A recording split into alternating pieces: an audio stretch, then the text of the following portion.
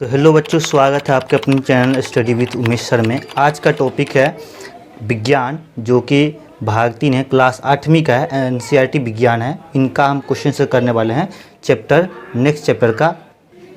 इस विज्ञान में हमने chapter 1, chapter 2, chapter 3, chapter 4, chapter 5, chapter 6, chapter 7 तक क्वेश्चन कर चुके हैं। अब हम चैप्टर 8 का क्वेश्चन आंसर आज हम करने वाले हैं। चलिए चैप्टर 8 पे चलते हैं। इनका नाम क्या है? दाब और बल का आपसी संबंध। इनके बारे में आज हम पढ़ने वाले हैं और इनका हम क्वेश्चन आंसर आज हम कराएंगे आप लोगों को। और ये रहा आपका चैप्टर 8। इसका कुछ चैप्टर का इस तरह से दृश्य है। इसका क्वेश्चन आंसर पे हम बढ़ रहे हैं आगे और इसका क्वेश्चन आंसर देखने वाले हैं। सारे question answer A to Z करवाएंगे हम, ठीक है। तो ये रहा अभ्यास और अभ्यास का पहला प्रश्न। क्या है पहला प्रश्न? पढ़ते हैं और देखते जानते हैं और उसका बारी बारी से आंसर समझेंगे। निम्नलिखित प्रश्नों का उत्तर एक शब्द दें। यानी इसमें जो भी प्रश्न आएंगे ना, उसमें क्या करना है आपको? सबका आंसर एक शब्द में देना है, ठीक है। तो पहला प्रश्न है, पृथ्वी द्वारा सभी वस्तुओं पर लगाया गया आकर्षण बल क्या कहलाता है? गुरुत्वाकर्षण बल कहलाता है, राइट। सेकेंड नंबर क्वेश्चन देखिए। सेकेंड नंबर क्वेश्चन क्या है? दूसरा नंबर प्रश्न, इकाई क्षेत्रफल पर कार्य करने वाला बल कौन सा बल कहलाता है? तो यहाँ पे कौन सा बल कार्य करता है उस पर? तो दाब, ठीक है। थर्ड नंबर है, तरल द्वारा ऊपरमुखी दाब है, तो क्या है? उत्प्लावन बल है। वह बल जो वस्तु को जल में तैरते हुए रखती हैं, तो ये क्या कहलाता है? तो ये भी जो है उत्प्लावन बल कहलाता है। इसके बाद है, इकाई क्षेत्र पर लगने वाला वायु दाब क्या होता है? तो वायुमंडलीय दाब होता है, राइट। इसके बाद प्रश्न नंबर 2 में देखिए, खाली स्थानों को भरिए। यानी ये रिक्त स्थान है, रिक्त स्थानों को क्या करना है? भरना है हमको, ठीक है। तो क्या लिखा है देखिए, ठोस द्वारा केवल डाइस दिशा में दाब आरोपित किया जाता है, तो नीचे की ओर आरोपित किया जाता है, नीचे दिशा की ओर, ठीक है। वायु द्वारा आरोपित दाब का मान डैश दिशा में होता है, सभी दिशा में होता है। द्रव द्वारा आरोपित दाब डैश दिशा में होता है, तो ये सभी दिशा में ये भी होता है। दाब का इकाई है, तो दाब का इकाई क्या होता है? पास्कल होता है, ठीक है। जल की गहराई में दाब का मान डैश होता है, तो ये अधिक होता है, ठीक है। प्रश्न नंबर 3 में, हालांकि देखिए प्रश्न नंबर 3 में कुछ लिखा नहीं है, बल्कि इन सारे में सत्य असत्य हमें देखना है, ठीक है।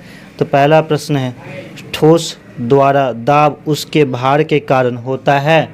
असत्य, गलत है, ये असत्य हो जाएगा। द्रव में गहराई के साथ दाब का मान बढ़ता है, हाँ बढ़ता है, बिल्कुल सही हो जाएगा। वायु में भार होता है, हाँ होता है, वायु में भार होता है। आप गैस सिलेंडर देखो, घर में एलपीजी गैस होता है, खाना बनाते हैं उस पर, उसमें एलपीजी गैस ही भरा होता है ना, जो 14.5 किलो के आसपास रहता है। तो वो उठाएंगे तो भार तो होता है ना। क्षेत्रफल का मान घटाने पर दाब का मान घटता है, नहीं, गलत। प्रश्न नंबर 4 है, बल एवं दाब में क्या अंतर होता है? उत्तर हो जाएगा, बल पूर्ण धक्का है, जबकि दाब इकाई क्षेत्र पर लगने वाला बल होता है, राइट। प्रश्न नंबर 5 है, आप पिन को नुकीला क्यों बनाते हैं? उत्तर हो जाएगा, क्योंकि नुकीला बनाने से पिन के नोक का क्षेत्रफल कम हो जाता है, जिससे दाब अधिक लगता है और यह आसानी से कहीं भी प्रवेश कर जाता है, ठीक। प्रश्न नंबर 6 है, आप अपने सिर पर कितना वायु के भार को ढो रहे हैं? अगर आपके सिर का क्षेत्रफल 100 वर्ग सेमी है, इसका आंसर हो जाएगा, अगर आपके सिर का क्षेत्रफल 100 सेंटीमीटर स्क्वायर है, तो आपका सिर 100 केजी यानी 100 किलो वायु का भार ढो रहा है। प्रश्न नंबर 7 हो जाएगा, पर्वतारोही को पर्वत के ऊपर चढ़ने में सांस लेने में कठिनाइयों का सामना क्यों करना पड़ता है? इसका उत्तर हो जाएगा, क्योंकि ऊपर चढ़ने पर वायु दाब घटता है, जिससे पूरा हवा हमारे फेफड़ों में नहीं पहुंच पाता है, अतः सांस लेने में कठिनाई होती है। प्रश्न नंबर 8 है, पास्कल ने कैसे दर्शाया कि द्रव सभी दिशाओं में दाब आरोपित करते हैं? इसका उत्तर हो जाएगा संलग्न तरल के किसी भी भाग पर लागू दबाव तरल के माध्यम से सभी दिशाओं में समान रूप से प्रसारित किया जाएगा। प्रश्न नंबर 9 है, आप किसी स्थान पर वायु दाब कैसे निकालेंगे? एक साधारण वायु दाब मापी निर्माण एवं क्रियाविधि का वर्णन कीजिए। तो हम इसको क्या है नैनोमीटर द्वारा निकालेंगे।